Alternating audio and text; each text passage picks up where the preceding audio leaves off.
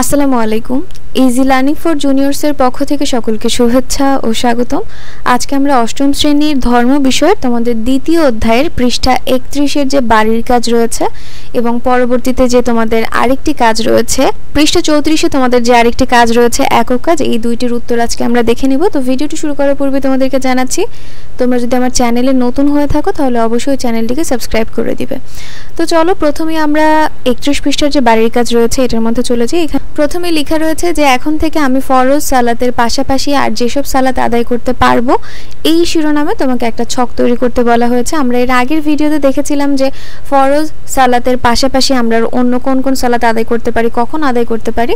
তো এখন আমরা দেখবো যে এগুলো তুমি আদায় করছো, এরকম একটা ছকে তুমি লিখবে যে আমি এগুলো আমি ফরজ সালাতের পাশাপাশি আদায় করছি। তো পৃষ্ঠা 31-এর প্রথমে আমি লিখেছি সালাতুল আওয়াবিন, আর এটা যখন আদায় করব তা হচ্ছে মাগরিবের সালাতের পর এশার সালাতের পূর্বে সালাতুল আওয়াবিন আদায় করতে হয়। সালাতুল তাহাজ্জুদ দিয়েছি, যা হচ্ছে এশার নামাজের পর মধ্যরাতে সালাতুল তাহাজ্জুদ আদায় করতে হয়। এরপর দিয়েছি নফল সালাত, যা হচ্ছে নিষিদ্ধ সময় ব্যতীত যে কোনো সময় নফল নামাজ আদায় করা যায়। মানে আমাদের কিন্তু নামাজের 3টি নিষিদ্ধ সময় রয়েছে, এই 3টা নিষিদ্ধ সময় ছাড়া যে কোনো সময় তুমি তোমার ইচ্ছা মতন নফল নামাজ পড়তে পারবে। নফল নামাজ যত রাকাত ইচ্ছা তত রাকাত পড়তে পারবে। তো এরকম ভাবে তুমি একটা বাড়ির কাজ করে ফেলবে, যা হচ্ছে একটা ছক আকারে তোমাকে করতে হবে। এরপরে তোমাদের লেখা রয়েছে সালাতুল আওয়াবিন। আমি কিন্তু এখানে 3 ধরনের সালাত দেখিয়েছি, সালাতুল আওয়াবিন, তাহাজ্জুদ, নফল সালাত। তো এরই মধ্যে এখানে সালাতুল আওয়াবিন কি, কোন ধরনের নামাজ কিভাবে পড়তে হয় তার ব্যাখ্যা রয়েছে। যেমন প্রথমে রয়েছে যে আওয়াবিন অর্থ নেককার ও অধিক তওবাকারী বান্দাগণ। সালাতুল আওয়াবিনের আবিধানিক অর্থ নেককার ও অধিক তওবাকারী বান্দাগণের নামাজ। মাগরিবের সালাতে আদায়ের পর এশার সালাতের পূর্বে যে সালাত আদায় করা হয় তাই হচ্ছে সালাতুল আওয়াবিন। আর এটা হচ্ছে সুন্নাতে গায়রি মুআক্কাদা, অর্থাৎ যে সুন্নাতের ব্যাপারে বাধ্যবাধকতা না থাকলেও আদায় করলে সওয়াব পাওয়া যায়।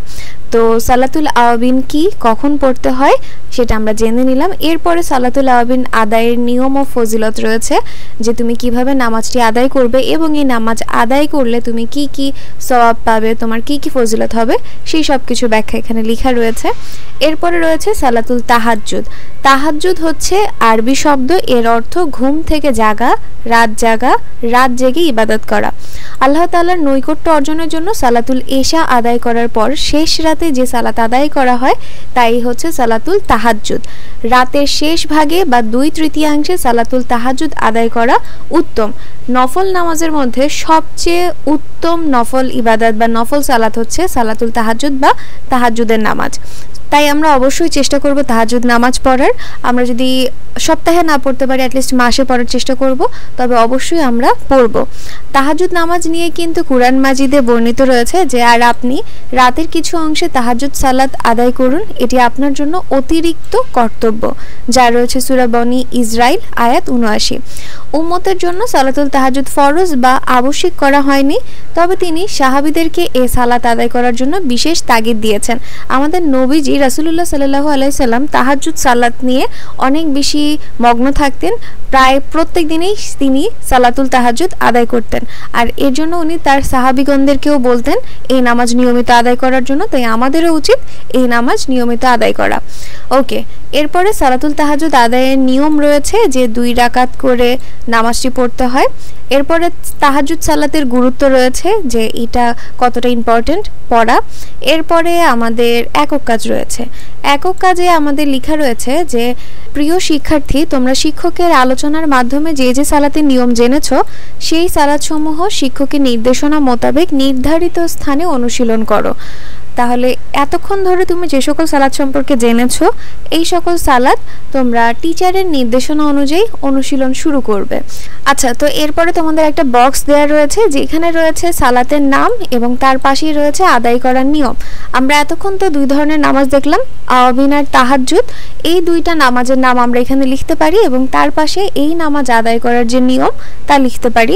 একটা কিন্তু করেই দেওয়া রয়েছে, যেমন সালাতুল আওয়াবিন এই নামাজ আদায় করার নিয়ম হচ্ছে মাগরিবের নামাজের ফরজ ও সুন্নাতের পর 6 রাকাত সালাত। তাহলে বাকি যে 2টা আছে এই 2টা একটু আমরা দেখে আসি যে এই খালি ঘরে আমরা কি লিখতে পারি।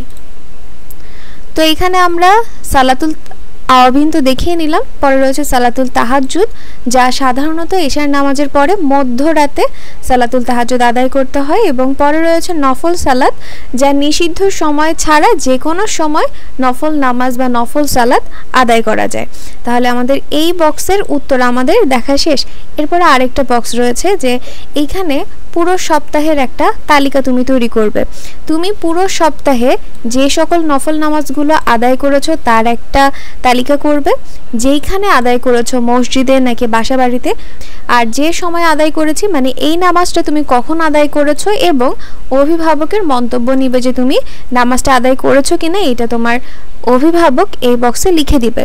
তো এরকম ভাবেই তুমি যে কোনো নফল সালাত লিখে কোথায় আদায় করেছো, কখন আদায় করেছো, এটা লিখে এই বক্সে ফিল আপ করতে হবে। তাহলে চলো এই বক্সের উত্তরটা আমরা দেখে আসি। এটা আমরা প্রথমেই শনিবার থেকে শুরু করব। শনিবারে আদায় করেছি সালাতুল আওয়াবিন, আর এটা আদায় করা হয়েছে মসজিদে। যে সময় আদায় করেছি তা হচ্ছে মাগরিবের সালাতের পরে। অভিভাবকের মন্তব্য হচ্ছে আদায় করেছে। তুমি পুরো সপ্তাহ জুড়ে কি কি নামাজ পড়েছো তোমার উপর ভিত্তি করে এই ছকটা পূরণ করবে। আমারটা হুবহু কপি করতে যাবে না, আমি তোমাদেরকে একটা নমুনা দেখাচ্ছি যে তুমি এইভাবে ফিল আপ করতে পারো। এরপরে রবিবারে রয়েছে সালাতুল তাহাজ্জুদ, যা আদায় করা হয়েছে বাড়িতে, আর সময় হচ্ছে শেষ রাতে, আর অভিভাবকের মন্তব্য আদায় করেছে। সোমবারে রয়েছে নফল সালাত, তা আদায় করা হয়েছে বাড়িতে, আর সময় হচ্ছে সূর্যোদয়ের পরে, এবং অভিভাবকের মন্তব্য হচ্ছে আদায় করেছে। এরপরে মঙ্গলবারে রয়েছে সালাতুল তাহাজ্জুদ, যা আদায় করা হয়েছে বাড়িতে, সময় হচ্ছে শেষ রাত, এবং আদায় করা হয়েছে, এটা হচ্ছে অভিভাবকের মন্তব্য। এরপর রয়েছে বুধবারে আদায় করা হয়েছে নফল সালাত, বাড়িতে আদায় করা হয়েছে মাগরিবের সালাতের পরে, এবং অভিভাবকের মন্তব্য আদায় করেছে।